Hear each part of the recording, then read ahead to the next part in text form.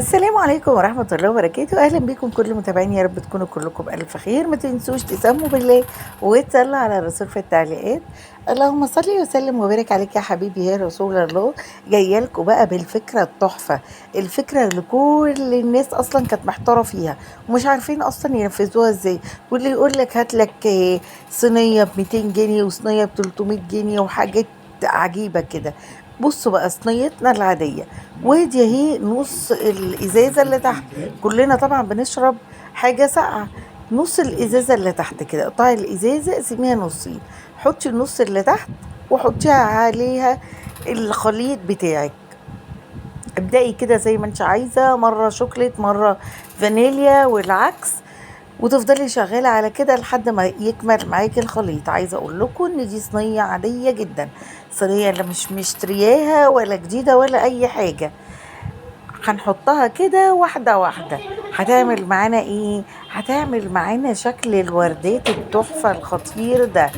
طبعا كلنا بنحب الكيك، سواء كان فانيليا او كان شوكولاتة. ويا سلام بقى لو كان تايجر زي ما انا عاملاها هو شكل الوردات تحفة تحفة تحفة. وما عملتش اي حاجة، جبت الكوباية وقلبتها وقلبت فوقيها نص الازازة الاخراني، وابتديت ان انا احط مرة شوكولات ومرة كريمة.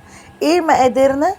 بسم الله كده. معايا نص كوباية من الزيت، كوباية من السكر، كوباية من اللبن، بيضتين وكوبايتين من الدقيق، معاهم باكو بيكنج باودر، ومعايا رشة ملح ومعلقة خل. اخش كده في البولة بتاعتي، هنلاقي ايه؟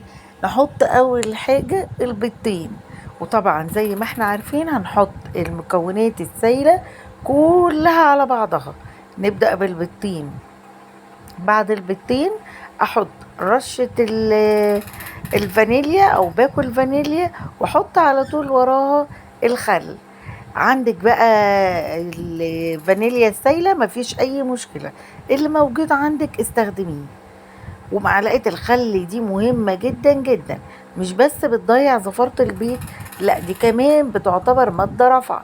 وابتديت بقى ان انا اخش بالسوائل، اخش بقى بالزيت واللبن والسكر والحاجات دي كلها، وتضربي الحاجات دي كلها.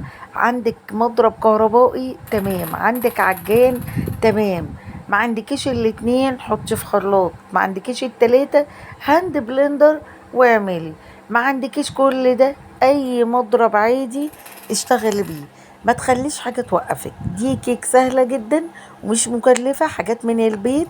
وحتى الصينية اللي هنعملها فيها نعمل الشكل بدون تكلفة.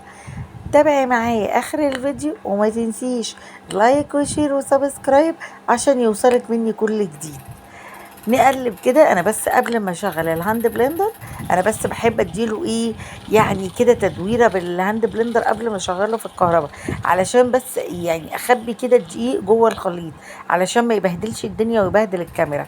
وابتديت ان انا اخش بايه بالخليط بتاعي واحده واحده، انزل بيه واقلب كده في الدقيق بتاعه. عايزه اقول لكم ما تنسيش ذره الملح، ان انا لما حطيت الدقيق نخلت الكوبايتين حطيت عليهم باكو بيكنج باودر، ولو بتستخدمي من العلبة حطي معلقة كبيرة، وكمان حطيت عليه ذرة ملح. بعمل ايه دلوقتي؟ باخد الخليط بتاعي اقسمه نصين، نص فانيليا ونص شوكولاتة. المهم ان يكونوا الاتنين قد بعض. حطيت الفانيليا على جنبه، وحطيت النص التاني بتاع الفانيليا اضيف عليه 3 معالق كبار من الكاكاو الخام.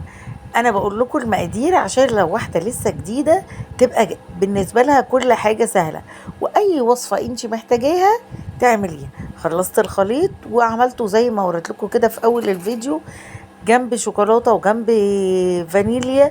نزلته من على البلاستيك اللي انا حطاه ده، ابتديت ان انا اشيلها بالراحه جدا عشان اطلعها وادخلها الفرن. شغلت الفرن على درجه حراره 180، وده الشكل النهائي بتاعها. بصي بقى، ارتفاع، هشاشة، جمال، حاجة كده بسم الله ما شاء الله، تحفة. جربي الوصفة، ولو عجبك الفيديو لايك وشير وسبسكرايب. اشوفكم ان شاء الله على خير في فيديو جديد. مع السلامة.